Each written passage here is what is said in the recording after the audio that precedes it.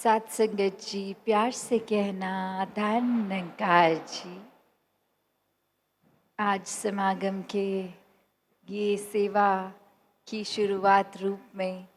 जहाँ सभी अब आने वाले दिनों में जो योगदान देंगे और ये उत्साह मन में हर एक का कि ये एक भाव श्रद्धा के एक और महापुरुषों के प्रति भी कि यहाँ ग्राउंड में जो भी आए एक राहत पाए, सुकून पाए, एक जीवन में हर एक के निराकार और ज़्यादा गहरा प्रभाव, एक एहसास निराकार का और बढ़े। तो ये जो भाव, चाहे हर एक ने कोशिश करके यहाँ सेवा में आके योगदान देना है, पर किसी वजह से अगर कोई नहीं भी आ पा रहा तो उन्होंने भी मन छोटा नहीं करना। ये सेवा तो एक भाव है, मन से एक अरदास, एक ये रूप। तो कैसे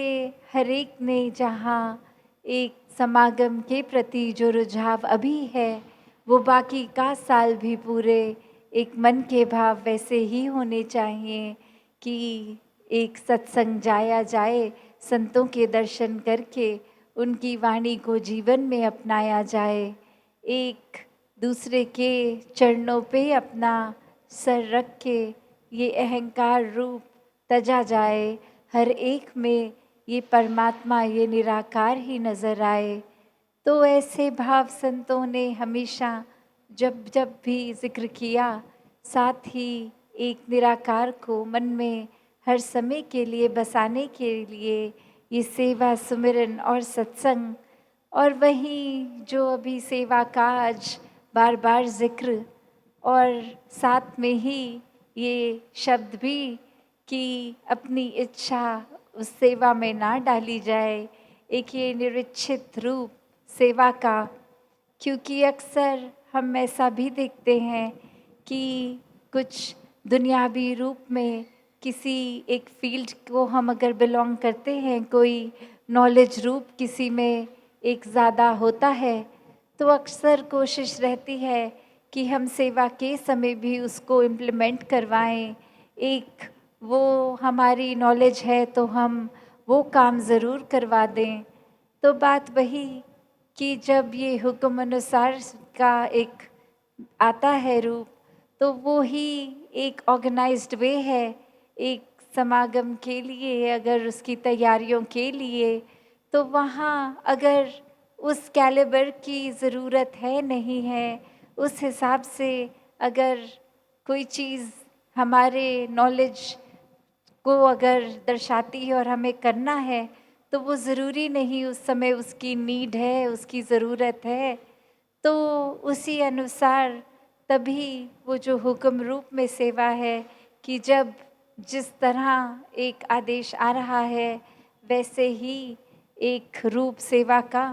बनता चलता है, तो वो एक सिस्टमैटिकली भी जहाँ और वहाँ एक मर्यादित रूप,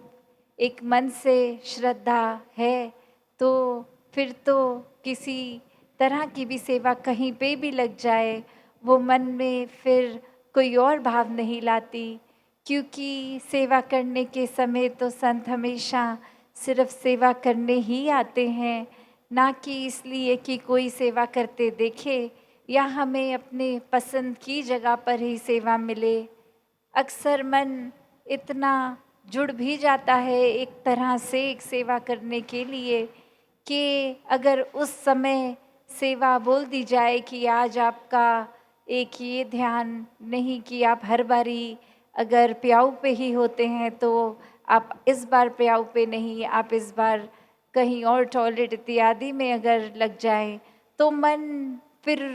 एक उस सेवा को भी एक्सेप्ट करता है कि नहीं। मन में ये भाव भी कि इतने समय से इस जगह पर कर रहे हैं, इतने एक्सपर्ट हो गए हैं इस जगह पे सेवा करते करते, तो अब हमें कोई नई जगह पे क्यों डाला जा रहा है।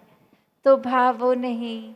भाव तो यही कि जहाँ जब ज़रूरत, एक कोई एक्टिविटी वाइज सेवा नहीं, सेवादार तो हर समय का सेवादार, हुक्म के अनुसार करने वाली, मन की इस इच्छाओं को, एक अहंकार रूप को छोड़ के पूरी तरह समर्पित रूप से ये सेवाएं,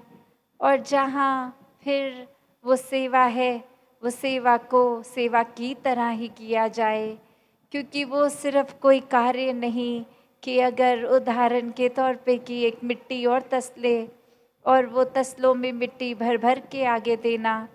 तो ये भी मन में इसलिए नहीं कि रोज़ सुबह आ गए, पर वो मन का भाव तो सिर्फ कि आज कोई एक्सरसाइज हो जाएगी, आज भार उठा लेंगे, या फिर एक रूप की कुछ हमारे शरीर का बल है, हम ये कर सकते हैं, वरना और कोई इतनी फुर्तीली तरह से नहीं कर पाएगा। तो अगर मन के भाव हैं ऐसे, तो खुद ही एक बार देख लें कि सेवा में फिर कोई ना वो शरीर की ताकत चाहिए, सिर्फ वो मन में एक भाव चाहिए। वरना तो तरह तरह की मशीन्स होती हैं जो अगर पूरे पूरे दिन की भी हम सेवा करें, वो 10 मिनट में उससे ज़्यादा एक जगह से दूसरी जगह तक वो कार्य कर देंगे। पर यहाँ वो भाव एक हाथों से सेवा करने का है, एक भाव कि हर कोई एक सेवा का एक फ़ायदा उठाए। और ये फ़ायदा क्या, ये कोई दुनियावी फ़ायदा नहीं होगा, ये जो अभी हम गीतों में भी सुन रहे थे कि सेवा में सुख है, जो सेवा करता है वो एक अपने मन को हल्का पाता है। तो वो बात ये नहीं कि अगर कोई शरीर की पीड़ा है वो सेवा करके दूर होगी। एक शरीर तो परमात्मा ने जिस तरह दिया और जिस तरह हमने उस शरीर का ख्याल रखा, उसके ऊपर आधारित होती है वो तन की एक कोई हालत कैसी है, कोई अगर बीमारी है या कोई और तकलीफ है। तो बात वो नहीं कि सेवा करके एक रूप की एक बिल्कुल शरीर ठीक होगा। ये तो जो परमात्मा ने, निराकार ने जिस तरह रखा, हमें अपने एक चेतनता के साथ उस समय अपने आप को ठीक रखने की जिम्मेवारी है। ये सेवा का भाव वही कि ये शरीर भी ठीक रहे। पर अगर हम मोटिव ही ये बना लें कि हम कोई शरीर में पीड़ा एक एहसास कर रहे हैं तो सेवा करेंगे और वो तकलीफ़ ठीक होगी, तो फिर असल रूप में सेवा हो ही नहीं रही, क्योंकि ये एक इच्छा है शरीर ठीक करना, उसके बदले में एक सौदा हो रहा है सेवा का। तो भाव वो नहीं, भाव तो कि जितना भी हो सकता है मन में भाव सेवा का रख के सेवा करी जाए। और उसके बाद फिर एक अगर फोकस ही रहेगा कि सेवा करने के बदले शरीर ठीक हो, तो ऐसा होने वाला नहीं है। बाकी ये निराकार जब भी फिर वो रूप कि किसी पे अगर आज तन ठीक रखा है, कल नहीं भी, और आज अगर नहीं भी कल ठीक भी, बस हमें वो प्रयत्न अपने शरीर के लिए भी करते जाना है। तो एक भाव वही कि अक्सर सेवा को हम अपनी इच्छाओं से जोड़ लेते हैं, किसी चीज़ की प्राप्ति से जोड़ लेते हैं, तो वो हरगिज़ सेवा नहीं रह जाती। फिर वो एक कार्य है जो हमने किसी फ़ायदे के लिए किया या कुछ साबित करने के लिए। तो सेवा को पूर्णता से सेवा की तरह ही करें। और वो जो अक्सर बात आती है कि ये तन मन धन की बात सेवा में, कि ये शरीर तो एक करेगा सेवा, पर उससे ज़्यादा ज़रूरी ये मन को सेवा में होना चाहिए। ये प्रेजेंस एक सिर्फ शरीर की नहीं, एक उस समय भी अगर ड्यूटी पे हैं या सत्संग सुन रहे हैं या कहीं पे भी सेवा है,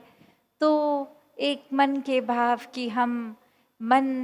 कहाँ है हमारा, उस समय उस सेवा में है या नहीं, हम चेतन हो के खड़े हैं कि नहीं। एक अपना कोई इस तरह मैकेनिकल रूप एक ऑटो पायलट पे नहीं कि ये कर रहे हैं तो करते जा रहे हैं। वो अलर्टनेस, वो चेतनता होनी ज़रूरी है, क्योंकि ये सेवाएं जहाँ मन से तो एक श्रद्धा से तो निभा रहे हैं, पर उस समय एक खास करके जब सेवा दल की वर्दी में हैं, तो एक ज़िम्मेवारी और बढ़ जाती है कि अब ये और ज़्यादा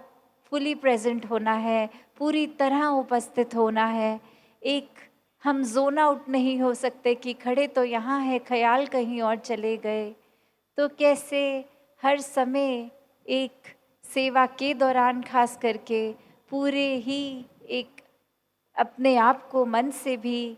एक दिमाग से भी पूरी तरह उपस्थित रखें, तभी वो एक पूर्णता से, एक अच्छे रूप से सेवा हो सकती है। वरना तो फिर भाव वही कि आए, वर्दी भी डाली, एक जगह पे खड़े भी हो गए, बैठ गए जो आदेश जैसे, पर उस समय क्या करना था, वो तो किया नहीं। किस वजह से इस जगह, इस पर्टिकुलर जगह पे ड्यूटी लगी, वो तो कार्य किया नहीं, बस इधर-उधर देख के चले गए, तो भी वो बात उस तरह पूर्ण नहीं सेवा को कहलाई जाएगी। तो कैसे ये सिर्फ़ सेवा का भाव आगे आने वाले ग्राउंड में भी, जहाँ कैसी भी वो सेवा होती है, अक्सर वही कि इसमें कोई एज बैरियर नहीं है, इसमें कोई और तरह के फ़र्क नहीं है। बस अपने आप को एक हमें अवेलेबल रखना है। ये दुनियावी कामकाज किस तरह से घर गृहस्थी को भी मैनेज करना है। ये नहीं कि अगर घर पे कुछ ज़रूरी चीज़ है और उसको छोड़ के उस समय आना, तो कैसे इस तरह अपने टाइम को मैनेज करें कि घर, दफ्तर, स्कूल इत्यादि सब भी एक साथ-साथ चलता रहे कार्य, और एक समय अलग से निकाल कर भी सेवा पर यहाँ आके ग्राउंड में की जाए। फिर वो सेवा चाहे किसी दिन लंगर में हो या किसी दिन तसलों पे हो या कोई भी तरह की, तो कैसे अपने मन को सिर्फ़ इस सेवा के साथ हम किस चीज़ से जोड़ रहे हैं, ये सेवा करने के पीछे उद्देश्य क्या है? एक खाली मन से जब हम ये करेंगे सेवा, तो फिर वो यही है कि यहाँ अहंकार नहीं तो हम कर्ता नहीं हुए, और कर्ता नहीं तो हम कुछ कर ही नहीं रहे, और कुछ कर ही नहीं रहे तो फिर वो परमात्मा ने ही करवाया तो हुआ। तो बात यही कि सेवा भी एक निराकार से और जोड़ेगी, वरना ऐसा कोई काम नहीं कि हम नहीं करेंगे तो नहीं होगा वो कार्य। तो बस ये दातार ने मौका बख्शा सेवा का, तो इसको पूर्णता से अपनी झोली में डालें, इसको पूरा सदुपयोग करते हुए समय का एक सेवा भाव को मन में रख के ये सेवाएं भी निभाई जाएं। तो हर किसी के जीवन में जहाँ आने वाले दिनों में ये सेवा का अनगिनत मौके, और उसको संभाल करते हुए उसको भी फॉर ग्रांटेड नहीं लेना, क्योंकि कभी भी ऐसी कोई परिस्थिति आ जाती है कि हम अगर आलस कर बैठे कि आज सेवा पे नहीं जाते, कल चले जाएंगे, तो क्या पता कल दातार ने लिखा भी है कि नहीं। तो कैसे एक हर समय पूर्णता से सदुपयोग करते हुए एक कभी भी एक भी पल को उस तरह नहीं लेना कि ये तो कोई बात नहीं, फिर मिल जाएगा मौका। तो अभी जो दातार ने बख्शा है मौका, उसी में जिएं, उसी के साथ, इसी के साथ, इसी के रंग में रंग के जिएं। तो दासी और समय ना लेके इन्हीं शब्दों से आज्ञा लेगी। सात संगत जी, धन निरंकार जी।